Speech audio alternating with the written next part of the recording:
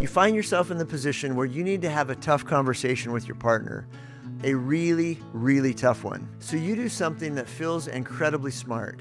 You open up a chatbot to practice. You test drive your arguments, fine-tune your phrasing, and get all your thoughts in order. In other words, you get ready. But what if this little life hack actually isn't preparing you for a real conversation?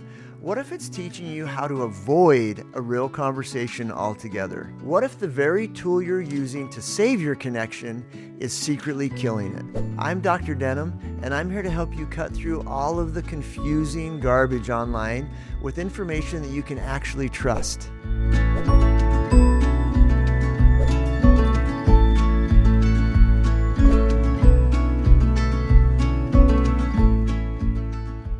It's totally easy to see the appeal, right?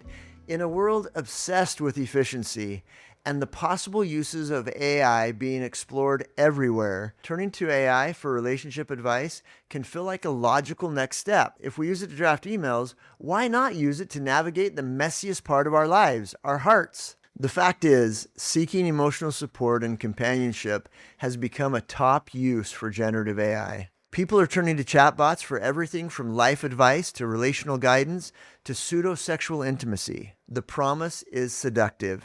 You get a space to vent without judgment. You can pour out all your hurt and anger, and instead of a defensive reaction from your partner, what do you get? You get a calm, structured response. You can ask it, "How do I say this without starting a fight?" And it will spit out perfectly worded scripts. In a lot of ways, it feels like a cheat code. A neutral third party that never takes sides, never gets tired, and is available to you 24/7. It's a rehearsal space where you can get your lines perfect before the big show. It's become this place to rehearse what you're going to say before you actually talk to anybody. And you tell yourself that you're doing the responsible thing. You're preparing. You're trying to be a better communicator by turning to AI. And in some ways, you are. These tools can be incredible for gaining initial clarity. They can help you start to untangle the confusing knot of emotions in your head and find the words for what you're feeling. But there is a huge difference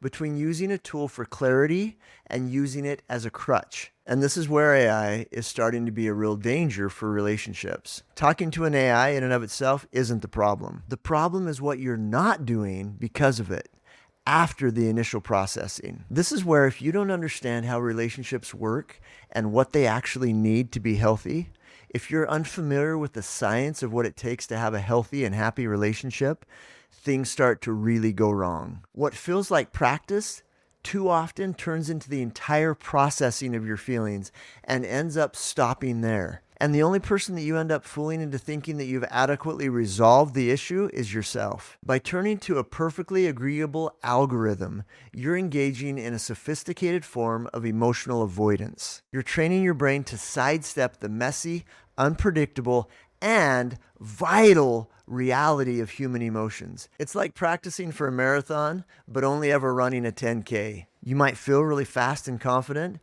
but you're not building the muscle or the endurance you actually need for the race, for the real thing. The fact is that real relationships aren't built on perfectly phrased arguments.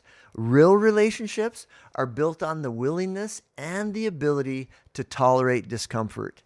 They're built in the awkward silences, the fumbled apologies, and the moments where you bravely show your unfiltered, uncertain self, and the moments where you bravely show your unfiltered, uncertain self, and when your partner responds well to your efforts by safely meeting you there. That is how real connection is made. That simple process is actually the bedrock of intimacy. An AI cannot replicate this. It is literally designed to be a yes man because it only has your side of the story. One Reddit user put it perfectly when they said this: ChatGPT co-signs my BS regularly instead of offering needed insight and confrontation to incite growth. AI gives you the comfort of feeling right, but it robs you of the opportunity to actually get it right with your partner. It is yet another echo chamber that strokes our egos by reconfirming what we already think. And that is not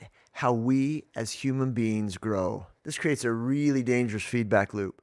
You get a hit of validation from the AI, which feels really good. It temporarily soothes your anxiety, but because nothing was actually resolved with your partner, the underlying issue just festers. It doesn't go anywhere. You haven't actually addressed it. And the research is starting to back this up. While the reasons are very complex, multiple studies are finding a correlation between heavy chatbot use, increased loneliness, and reduced real-world socializing. One study showed that 1 in 5 adolescents spend more time with the chatbot than they do with actual friends. You're not actually solving the problem or the problems leading to the disconnection that you feel in the first place. You're just putting a Band-Aid on an infected wound. And all too often, this ends up creating unrealistic expectations of your partner, who cannot possibly be as endlessly patient or agreeable as a stupid machine programmed to please you. Think about the nature of trust for a minute.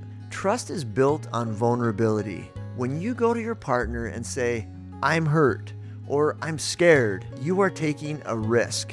Sometimes that feels like a big risk. In those moments, you're showing your partner your soft spots.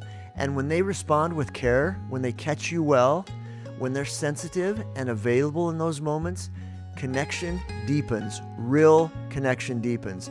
You feel seen. They feel trusted. That mutual risky exchange is the glue that holds relationships together. AI removes the risk. And while that can feel great in the moment, when you remove the risk, you remove the possibility of true, earned intimacy. You're left with the illusion of connection, not the substance of it.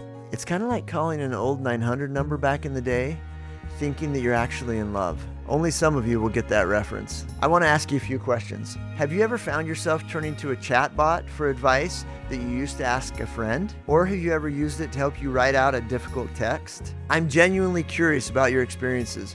Will you please let me know in the comments below what kinds of things you've been using AI for? So if we take it as a given that rehearsing with an AI can be a trap, what's the alternative? How can you prepare for these difficult conversations without falling into a loop of avoidance? It's not about ditching technology. Technology is incredible and super awesome. And just like it's not feasible to keep your kids from all of the challenges of having a phone, social media, and all of the other things that come with it, AI is here to stay. It's not going anywhere.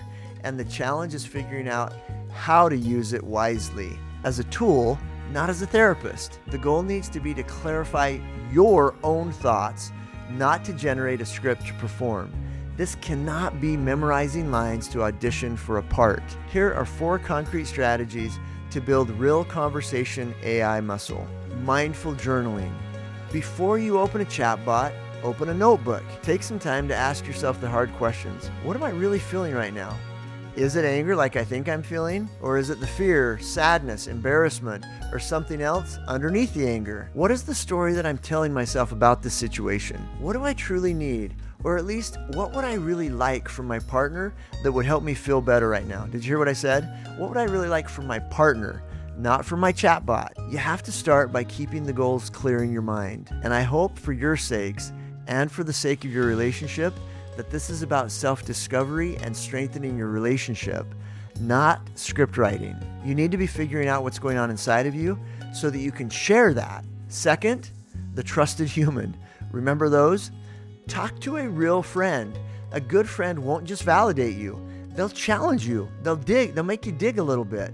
They'll say, well, have you considered their perspective? Have you thought about this? Or, that doesn't really sound like you. Your friends will bring history, nuance, and genuine care to the table. An algorithm will never have that. And that social support is essential in and of itself. In fact, studies have shown that strong social relationships are as crucial to our long-term health as quitting smoking. And I'm sorry, but you're not going to get that from an algorithm. The third thing I want to share is to use a very simple framework, not a script. Instead of asking AI to write your message, use a proven communication framework to structure your own thoughts. I have an entire module in our Core Advantage program dedicated to teaching you research-based steps to approach conflict with confidence. Communication is the process of getting a message from one person to another. And the more intact that message is when it gets into the mind and the heart of the other person, the more effective the communication has been. And when you're the presenter, it's your job to present the key message to your partner. Key is an acronym where K stands for the key event that you're talking about. This is a neutral statement of fact. I noticed the dishwasher wasn't emptied this morning. You walked out of the room while I was still talking to you. The E stands for emotion. Express your feelings about the key event. I felt tired and unsupported when I saw that the dishwasher wasn't emptied. Or, it really hurt my feelings when you walked out while I was in the middle of a sentence. The Y stands for your interpretation of the key event. State what you think the key event meant. I thought you just expected me to add it to my already long list of chores. I thought that you weren't at all interested in what I was sharing with you. This framework gives you guide rails for sharing your thoughts and feelings in a way that encourages a healthy response from your partner. Fourth and finally, use AI as a thesaurus, not a source. If you do want to use AI, use it for micro tasks.